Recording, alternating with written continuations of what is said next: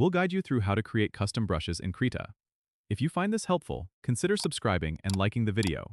First, open Krita on your desktop and make sure you're on the latest version to access all the updated features. Once you're in, go to the top menu and click on Settings. From there, select Manage Resources. This will open a new window where you can organize your brush sets. Next, click on the Open Resource Folder button. This is where all your custom brushes and other assets will be stored. Now, go back to Krita's main window and select the Brush Presets docker, usually found on the right side.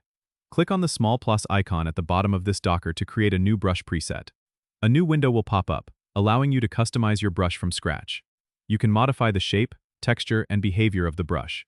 Use the brush editor to tweak the brush tip, size, opacity, and blending modes.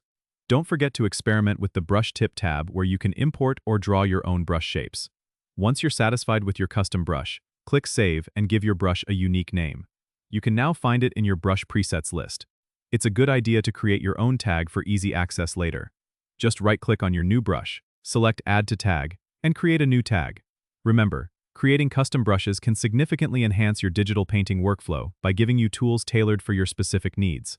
Don't forget to subscribe and comment if this helped you out.